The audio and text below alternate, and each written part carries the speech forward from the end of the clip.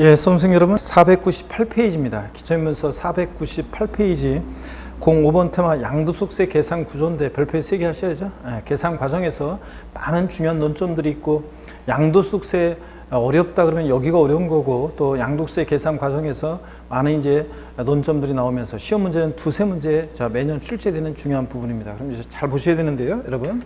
자, 먼저 양도세 계산 어떻게 할 것이냐, 계산 과정. 자, 한번 보도록 하겠습니다. 계산 구조인데요. 제가 먼저 여러분요, 이 계산 과정을 쭉 소개한 다음에 또 PPT도 보고 또 교재도 확인하고 이렇게 하겠습니다. 먼저 여기 보시면요, 양도소득세 여러분 계산은 어떻게 하느냐, 이렇게 합니다. 이번에 파는 양도 가액에서요, 이번에 파는 가격에서 필요경비라는 것을 빼요. 필요경비라는 것을 빼서 우리가 뭘 구하냐면 양도 차익을 구합니다. 양도세 양도 차익을 구하는데요. 자, 양도 가액에서 필요경비를 빼서 양도 차익 구하는데, 필요경비에는 그 자산을 취득하면서 들어간 취득가액, 또 그리고 기타 필요경비라는 게 있어요. 기타 필요경비라는 것을 빼가지고 우리가 뭘 구하냐면 기타 필요경비를 빼서 양도소득세, 양도차익을 구합니다. 여러분, 양도소득세는 양도차익에 부과하는 세금이에요. 양도차익이 있어야죠. 뭐 1억 원에 사는데 1억 원에 팔았다, 그럼 양도차익 빵. 그러니까 양도세 안 내겠죠. 양도소득세는 양도소득에 부과하는데, 정확히 얘기하면 양도차익에 부과하는 그런 세금입니다. 양도차익 구하면 이제 장기 보유 특별공제이라는 것을 공제해요. 장기보유 특별공제이라는 것을 공제해서 우리가 뭘 구하냐면 양도소득금액이라는 걸 구합니다. 양도소득금액을요. 자, 그랬을 때 여러분요, 양도소득금액을 구하는데 양도차익에서 장기보유 특별공제를 공제해서요. 자, 여러분, 이게 장기보유 특별공제라는 게 뭐냐면, 여러분, 제가 이제 오프라인에서 물어봐요. 자, 1월 달에도 또 물어볼 건데요. 1, 2월 달에 이제 기본소 강의할 때 또 물어볼 건데, 자, 국가적 입장에서 한번 생각해 보세요. 개인적 입장이 아니라 국가적 입장에서 생각해 봤을 때 사람들이 부동산을 장기 보유요. 우리가 양도소득세에서 장기 그러면 3년 이상을 얘기합니다. 장기 보유하는 게 국가적 입장에서 좋겠습니까? 아니면 단기 그러면 대개 1년 미만을 얘기하는데, 단기 보유하다가 파는 것이 국가적 입장에서 좋겠습니까? 예? 사람들이 장기 보유하다가 부동산을 파는 게 좋겠어요? 단기 보유하다가 파는 게 좋겠어요? 어떤 사람들은 단기요 그렇게 하시는데, 장기, 단기, 자, 둘 중에 어떤 거 딱 하나, 둘, 셋 그러면 단기 막 이렇게 하면서, 여기 장기 막 이렇게 하면서 엇갈리는데, 단기 보유하는 게 국가적으로 좋다. 그래서 왜 그러냐고 물어보면, 양도소득세를 많이 거두니까 좋잖아요. 세금을 많이 거두니까. 근데 우리나라가 양도소득세를 뭐 걷어봤자 얼마나 되겠습니까? 양도소득세로 돌아가는 나라가 아닙니다. 그래서 장기, 결론부터 말씀드리면 장기 보유하는 게 국가적 입장에서는 좋습니다. 근데 장기 보유하다 보면 여러 가지 문제점이 생겨요. 한번 보세요, 여러분들. 그러니까 장기 보유가 하면서 생기는 문제점이 있다가 장기 보유 특별공제한테 하고요. 일단 단기 보유가 일단 안 좋고, 국가적 입장에서는 장기 보유가 좋다고 했는데, 일단 그거부터 얘기할게요. 자, 단기 보유가 왜 안 좋냐면요. 보세요. 어떤 사람이 뭐 부동산을 이 가격대에 샀어요. 근데 한두 달 만에 팔면서 얹어서 팔겠죠. 손해 안 보고. 자, 그럼 또 산 사람이 얹어서 팔겠죠. 얹어서 팔겠죠. 그러다 막 올라갔다가 이거 아닌데 그래서 탁 거품이 꺼지면, 그래서 부동산 가격이 갑자기 급락하면, 그러면 나라 전체에 큰 타격이 생깁니다. 자, 일단 은행이 이 정도 가격에 맞춰서 대출해 줬는데 이게 반값이 되면, 그러면 은행이 부실화되겠죠. 자, 개인도 파산이겠죠. 자, 그렇기 때문에 여러 가지 문제가 생깁니다. 그래서 부동산 가격은 서서히 올라갔다가 서서히 떨어져야지, 이게 갑자기 올라갔다가 갑자기 팍 꺼지면 안 되잖아요. 그래서 단기 보유하는 것보다는 국가적 입장에서는 장기 보유하는 게 좋습니다. 근데 말로만 장기 보유라고 뭐 말로만 하면 뭐예요? 뭔가 메리트가 있어야 되잖아요. 그래서 장기 보유하다 보면 또 문제점이 또 생기긴 생겨요. 그래 문제점을 제거하고 장기 보유를 유도하고 우대해 주기 위해서 인정하는 게 장기 보유 특별공제입니다. 그래서 양도소득금액 구했어요. 여기서 이제 양도소득 기본공제액이라는 걸 공제해요. 양도소득 기본공제액이라는 것을 공제해서 우리가 뭘 구하냐면 양도소득 과세표준금액을 구합니다. 양도소득 과세표준금액을 구해요. 자, 그럼 여러분 보세요. 양도소득세 과세표준 구하는 과정까지가 이제 복잡해요. 근데 여기 구한 다음에는 이제 곱하기 세율이에요. 그래서 우리가 산출세액이라는 걸 구하는데, 지방세나 국세나 우리가 세금 계산이요, 과표 결정돼서 곱하기 세율에서 산출세액 구하면, 요거는 뭐 원래 그런 거잖아요. 그러면 요 과세표준 구하는 과정이 복잡하기 때문에 머리 글자를 따서 우리가 외워요. 자, 어떻게 외우냐면 가, 필, 차, 장, 소기과입니다. 여러분, 요 가필차장 소기과예요. 이렇게 해서 과세표준구하는 과정을 처음에는 와닿지 않아도 무조건 이것을 순서를 그냥 외워두시면 좋습니다. 자, 그래서 이 계산 과정을 딱 머릿속에 이게 있어야지 여러분들이 이제 직접적으로 계산 과정을 묻는 이 순서를 뒤바꿔 놓고 이렇게 옳게 짝져준 거 골라라. 이런 문제는 옛날에 나온 적은 있지만 지금은 안 나오고 서술형으로 이 계산 과정을 물어봅니다. 자, 일단 한번 여기 보면서 대답해 보세요, 여러분들. 양도소득세 계산 과정에서 양도소득금액을 구하는 경우에 맨 마지막으로 공제되는 것은 양도소득 기본공제액이다. OX요. 자, 양도소득세 계산 과정에서 양도소득금액을 구하는 경우에 맨 마지막으로 공제되는 것은 양도소득 기본공제액이다. 아니에요. 장기보유특별공제입니다. 그렇잖아요. 양도소득금액 계산할 때 양도소득세 계산 과정에서 양도소득금액을 구하는 경우에 맨 마지막으로 공제되는 것은 장기보유특별공제입니다. 양도소득 기본공제는 양도소득 과세표준금액을 구할 때 맨 마지막으로 공제되는 거고요. 그래서 이런 식으로 서술형으로 물어보기도 하고, 최근에는 또 이 계산 과정이 머릿속에 딱 있어야지 응용 문제를 풀 수 있고 계산 문제 풀 수 있고, 자, 그렇습니다. 그래서 또 체계적으로 배운 내용을 정리할 수 있게 되고요. 그래서 이 계산 과정을 무조건 여러분들이 처음에는 외우셔야 돼요. 자, 그래서 아주 와닿지 않아도 무조건 일단 딱 이게 순서에 있어야 되는데, 자, 여러분 보세요. 차장이 중요해요. 차장이.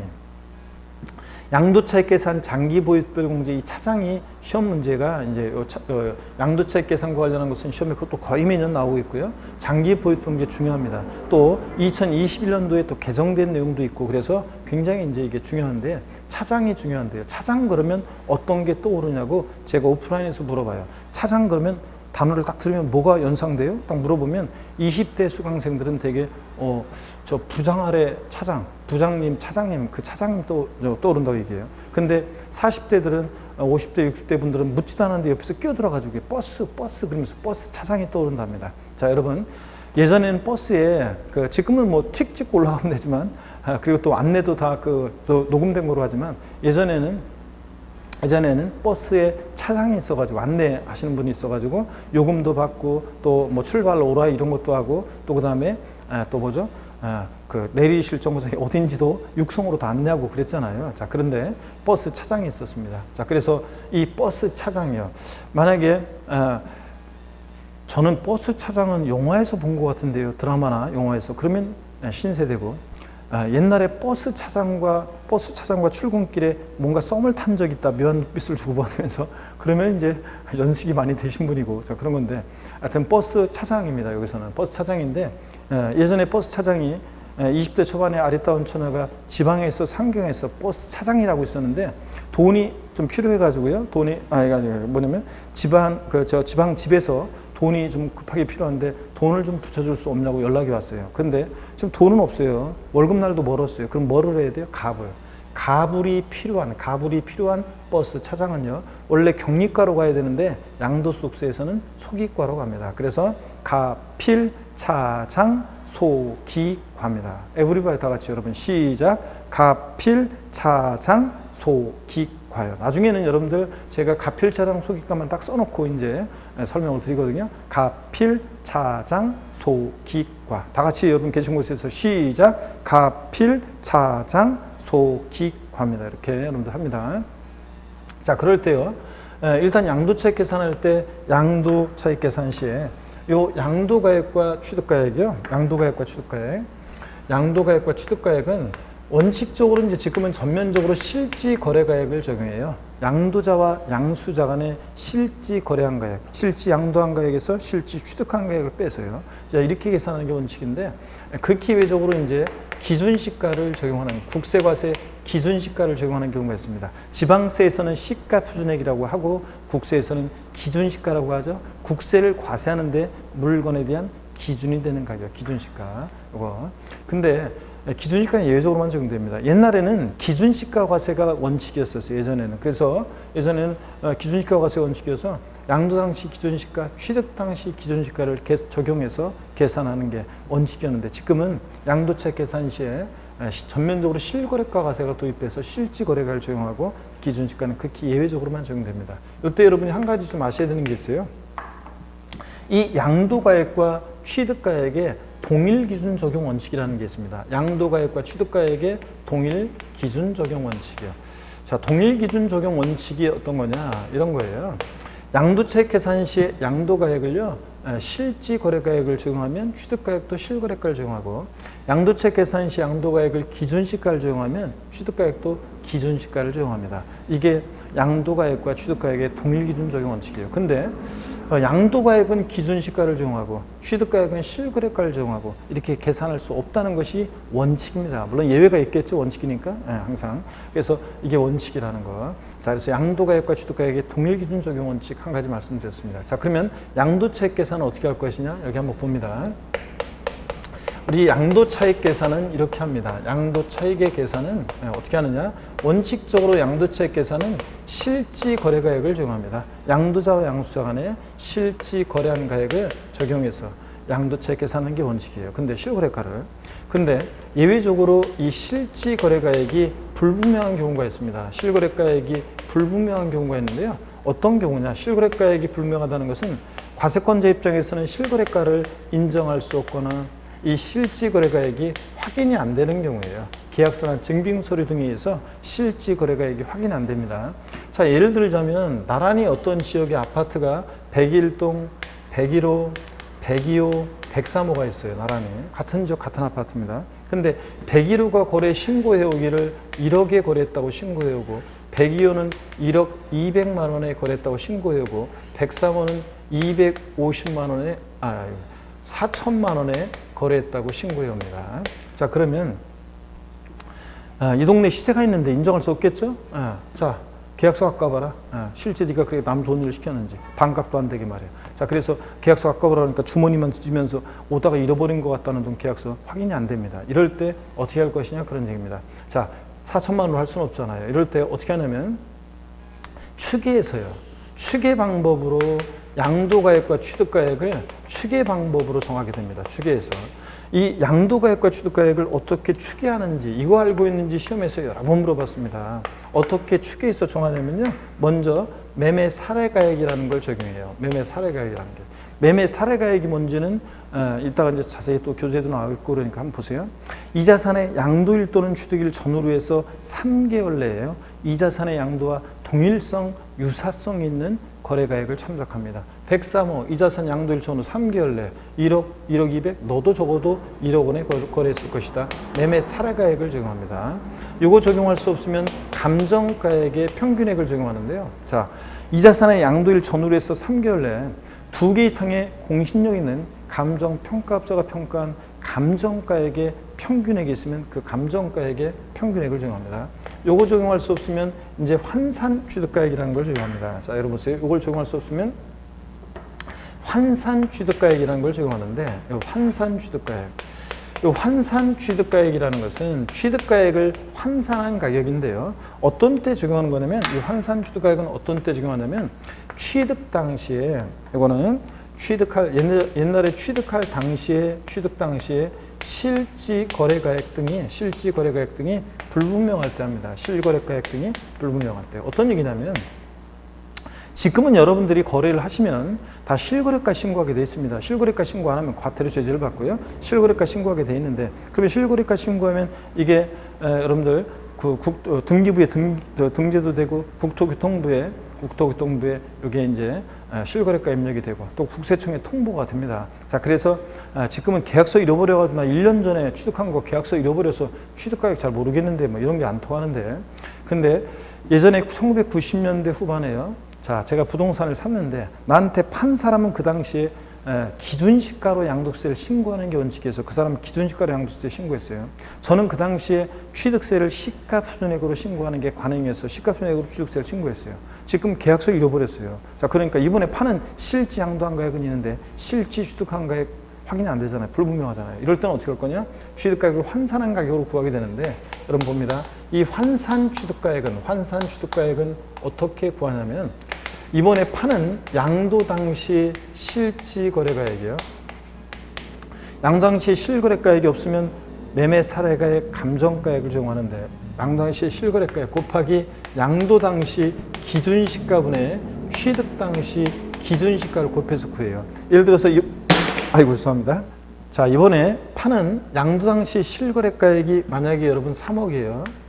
양도당시 기준시가는 2억이에요. 취득당시 기준시가는 1억입니다. 그럼 3억의 2분의 1 절반이니까 환산 취득가액은 1억 5천이요. 이렇게 됩니다, 여러분. 자, 그래서 이렇게 이제 구하는 거예요. 나중에 이제 환산 취득가액 요거 어떻게 구하는지는 식은 좀 외워두셔야 되는데 지금은 그냥 편하게 한번 봅니다. 자, 그래서 용어를 익힙니다. 환산 취득가액은 취득 당시 실지 거래가액 등이 불명할 때 취득가액을 환산한 가격인데 이렇게 합니다. 또는 극히 예외적으로 이제 일반적으로 이렇게 매매 사례가액, 감정가액, 환산 취득가액을 적용하는데 또는 기준시가예요. 그 기회적으로. 자, 그러면 여러분 보세요.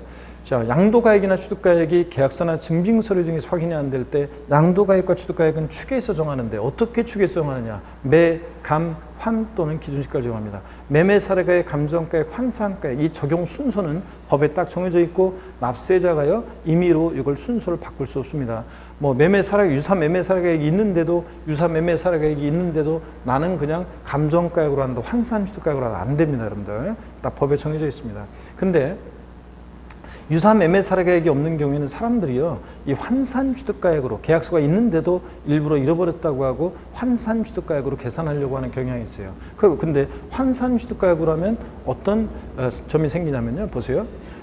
예를 들어서 실제 취득한 가격은 이거예요. 실제 취득한 가격은 요 가격대에 있는데, 요 가격대인데 실제 양도한 가격은 지금 가격이 많이 올랐어요. 실제 양도한 가격은 커요. 그러면 양도책이 지금 이만큼인데요.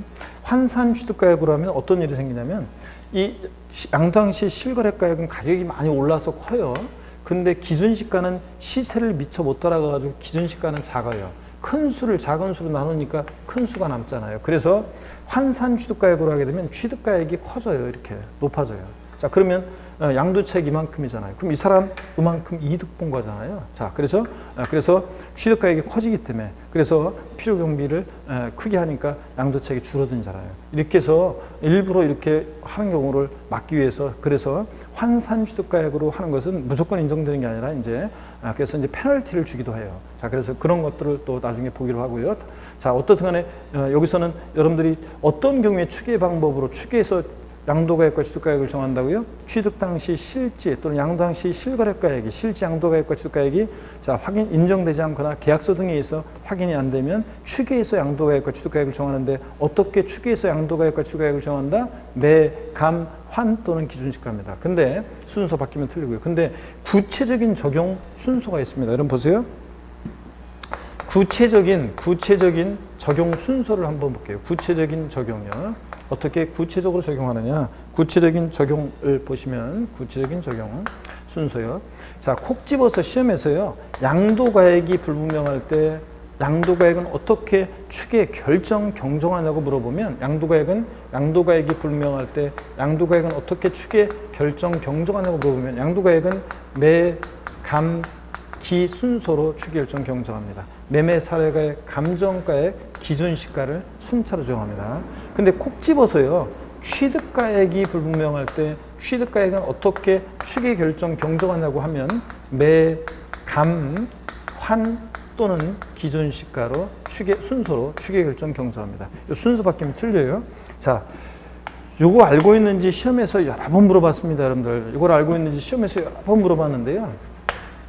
예, 여러분 시험에서 여러 가지 계속 여러 번 물어봤는데 시험에서 최근에 나왔던 것이 취득 당시 실지 거래가액이 확인되지 않는 경우에는 취득가액은 매매 사례가액, 감정가액, 기준시가를 순차로 정한다. 매매 사례가액, 감정가액, 기준시가, 매감기 아닙니다. 왜 틀렸어요? 환산 취득가액이 빠져서 틀렸잖아요. 또 시험에서 나왔던 것은 취득 당시 실거래가액이 확인되지 않는 경우에는 매매 사례가액, 환산 취득가액, 감정가액, 기준시가, 매환감기 아닙니다. 매감 환기지. 이렇게 요걸 바꿔가지고 순서를 바꿔서 물어본 적도 있고요. 자, 그다음에 양도 당시 실지 거래가액이 확인되지 않는 경우에는 자, 기준시가, 감정가액, 매매 사례가액을 순차로 적용한다. 아닙니다. 기간매가 아니라 매감기입니다. 그래서 순서 반드시 여러분들이 꼭 알아둡니다. 자, 양도 당시 또는 취득 당시 실거래가액을 불명할 때 특히 이거는 양도 당시 또는 취득 당시 실거래가액 불명할 때 뭉뚱그려서 물어보면 매, 감, 환 또는 기준시가인데 물론 납세 의무자가 우리가 신고하는 경우에는 매, 감, 환 요 순서대로 이제 적용합니다. 근데 기준시가는 극히 예외적으로만 이제 적용되는 거고요, 사실은. 그런데 어떻든 간에 시험에서 이렇게 콕 집어서 취득 당시 실거래가액 불명할 때 취득가액은 어떻게 추계 결정 경정하나 물어보면 매, 감, 환, 기입니다.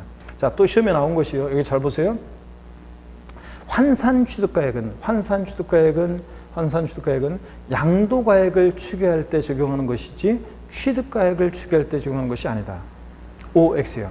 환산 취득가액은 양도가액을 추계할 때 적용하는 것이지 취득가액을 추계할 때 적용하는 것이 아니다. X입니다. 환산 취득가액은 취득가액을 추계할 때 적용하는 것이지 매감한계 그런 거지 양도가액을 추계할 때 적용하는 것이 아닙니다. 이거 뒤바꿔서 물어본 적도 있고요.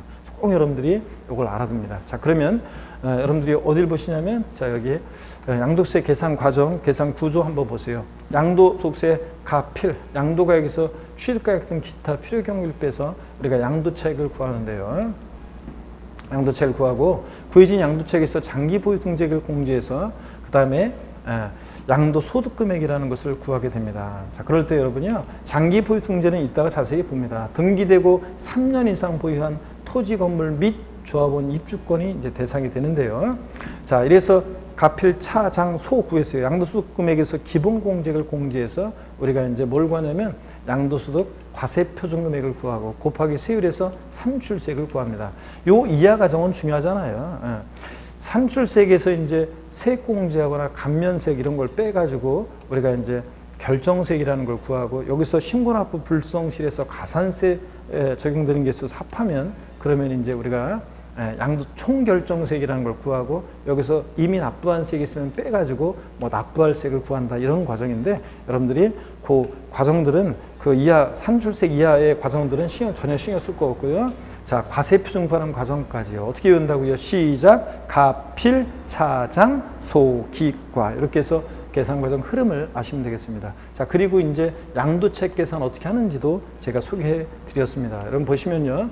양도가액과 취득가액의 적용 기준, 그래서 원칙적으로 양도세는 양도가액과 취득가액은 실거래가를 적용하는 게 원칙인데 실지거래가액이 양도가액과 취득 당시 실거래가액이 확인되지 않으면 추계해서 양도가액과 취득가액을 정한다. 매, 감, 환 또는 기준시가를 적용한다. 자, 그럴 때요, 여러분 양도가액과 취득가액의 동일기준 적용 원칙도 배웠어요. 양도차익 계산할 때 양도가액을 실거래가에 따를 때는 취득가액도 뭐에 따르고? 실거래가에 따르고 양도가액을 기준시가에 따르면 취득가액도 뭐에 따른다? 기준시가에 따른다. 양도가액과 여기 보세요. 양도가액과 취득가액의 동일기준 적용 원칙 아까 말씀드렸습니다. 그렇죠, 여러분들? 네. 자, 그 다음에 계속 이어서 보겠습니다. 자, 추계결정이요. 매매 살아가액이라는 게 뭐냐 그러면 양도일 또는 취득일 전후 3개월 내에 이 자산의 양도와 동일성, 유사성 있는 거래가액을 말합니다. 101호 1억, 102호 1억 200 너도 자 1억 원 될 것이다 이런 식으로. 감정가액, 양도일 또는 취득일 전후 각 3개월 내에 2개 이상의 공신력 있는 감정평가업자가 평가한 감정가액의 평균액을 말하고요. 환산 취득가액, 취득 당시 옛날에 취득 당시 실거래가액이 불명할 때 취득가액을 환산한 가격인데요. 자, 환산 취득가액은 어떻게 구하느냐? 양도당시 실지거래가액 없으면 매매사액 감정가액 적용하는데 양도당시 하여튼 실지거래가액 등 여기다가 양도당시 기준시가분의 취득당시 기준시가를 곱해서 구한다. 양도당시 실거래가액이 3억, 이번에 파는 가격이 양도당시 기준시가가 2억, 취득당시 기준가 1억, 3억의 2분의 1이니까 환산 취득가액은 1억 5천 이런 식으로 구하는 겁니다. 자, 아직은 뭐 달달 못해도 괜찮습니다. 편하게 한번 보세요. 구하는 식 같은 것을. 자, 이렇게 해서 우리가 구하는데 구체적인 추계결정 경정의 순서요. 콕 집어서 시험에서 양도가액 불분명하다 그러면 양도가액은 매, 감, 기 순서고 콕 집어서 취득가액이 불분명하다 그러면 취득가액은 매, 감, 환, 기 순서로 추계결정 경정합니다. 아셨죠, 여러분? 이거 꼭 기억하시고요. 자, 이거는 알고 있는지 계속 물어봤다고 그랬잖아요. 여기 문제 한번 봅니다. 환산 취득가액은 양도가액을 추계할 경우에는 적용되지만 취득가액을 추계할 경우에는 적용되지 않는다 그랬습니다. OX야. 예? 환산 취득가액은 양도가액을 추계할 경우에 적용되지만 취득가액을 추계할 때는 적용되지 않는다. 그렇습니까? OX야. 예? 자, 여러분 X입니다. 왜 틀렸습니까? 뒤바뀌었죠 지금. 환산취득가액은 취득 당시 옛날에 실거래가액이 불분명할 때 하는 거니까 취득가액을 추계할 때 정하는 것이지 양도가액을 추계할 때 정하는 것이 아니다. 그래서 취득가액 불분명할 때 매감 환기잖아요. 그래서 이렇게 된다는 거 꼭 여러분이 또 알아두시고요. 자, 됐습니다. 그러면 교재를 여러분 보시면요. 498페이지 그 계산 구조 그 표에서 표에서 양도가액 가액 동그라미, 필요경비 필액 동그라미, 양도차액 차액 동그라미, 장기보유 특별공제액 장액 동그라미, 양도소득금액 소액 동그라미, 양도소득 기본공제 기액 동그라미, 과세표준 과액 동그라미, 가필 차장 소기과입니다. 순서 알아두시고요. 그 이하 과정은 생략입니다.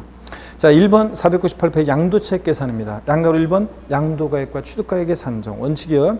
동그라미 기억번 양도소득세가 과세되는 자산의 양도가액 또는 취득가액은 자, 쭉 미칩니다. 그 자산의 취득 및 양도 당시 양도자용수사 간에 실제로 거래한 가액에 따른다 믿죠. 자, 양도차액 계산은 실거래가를 적용하는 게 원칙입니다.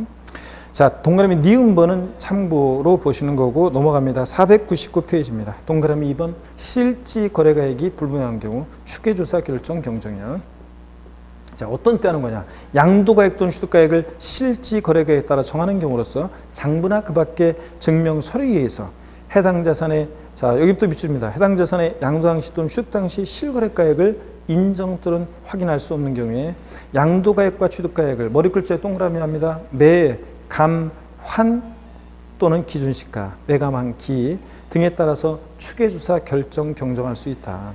구체적인 적용 순서 여기에 별 표시해 놓고 자, 콕 집어서 양도가액 불분명하다 그러면 양도가액은 어떻게 추계 결정 경정한다? 매, 감, 기 순서로요. 콕 집어서 취득가액 불분명하다. 취득가액은 어떻게 추계 결정 경정한다? 매, 감, 환, 기 순서입니다. 여러분 아셨죠? 이렇게 해놓고 머리 글자 참고 어떤 게 매매사례가액, 감정가액, 환산취득가액인지 다 소개해드렸고 특히 환산취득가액 구하는 식도 제가 설명을 다 드렸습니다. 참고 환산취득가액 적용에 따른 가산세는요.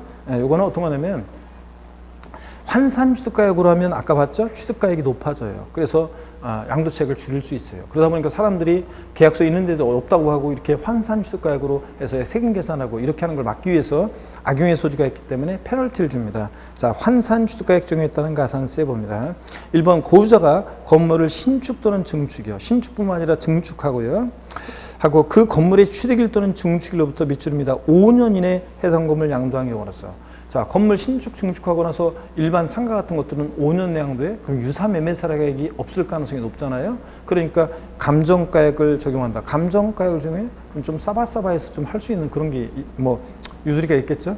환산취득가액 아까 얘기했듯이 취득가액이 높아져서 좀 세금도 높아지기 때문에 악용의 소지가 있기 때문에 자, 그래서 감정가액 또는 환산취득가액을 취득가액으로 할 때는 여기부터 또 밑줄입니다. 해당 감정가액 또는 환산취득가액의 100분의 5%에 해당하는 금액을 양도소 결정세에 더한다. 그 말은 가산세를 적용합니다. 여러분 5% 가산세.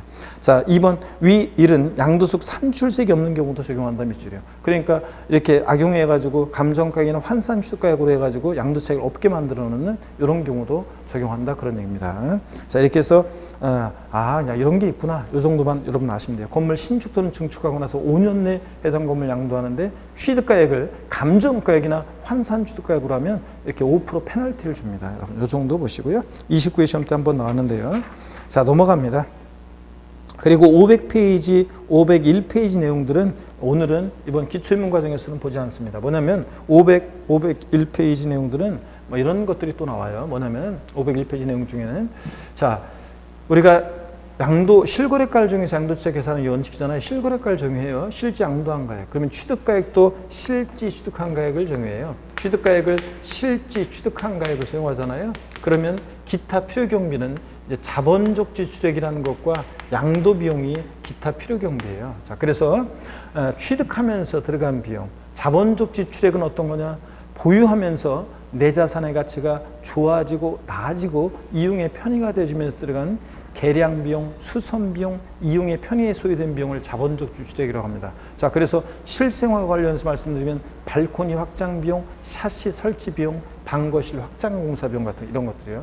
또 양도 비용은 이번에 이 자산을 직접 양도하면서 들어간 비용이에요. 그래서 계약서 작성 비용, 공증 비용, 인지대, 중개사를 통해서 팔았다, 소개비, 또 세무사를 통해서 신고했다, 양도세, 신고서 작성비용 뭐 그런 거예요. 나중에 이제 쭉 봅니다. 취득하면서 들어간 매입한 가격에다가 취득하면서 납부한 조세나 공과금 막 이런 것들을 말하거든요. 취득가액. 어떤 게 취득가액이고 어떤 게 자본적 지출액이고 양도비용인지 이럴 거 꼭 시험에 자주 나옵니다. 실거래가를 정해서 양도세 계산할 때 필요경비 항목에 어떤 게 포함되고 포함되지 않느냐 이런 것들이 중요하거든요. 그래서 여러분들이 이런 증빙, 나중에 양도소득세를 줄이기 위해서는 절세하기 위해서는 이런 증빙 서류를 잘 여러분들이 복원하셔야 됩니다. 자, 그래서 이런 것들에 대한 거 나중에 이제 우리가 배운다 그런 얘기입니다. 자, 넘어갑니다. 지금은 격가지니까 가장 중요한 틀과 용어를 일단 익히고 가시겠습니다. 자, 넘어가면 어디로 가시냐면 502페이지로 교재 갑니다. 502페이지 보니까 502페이지 자 넘어가서 503페이지요. 양도소득금액 계산을 위한 장기 보유특별공제 여기를 봅니다.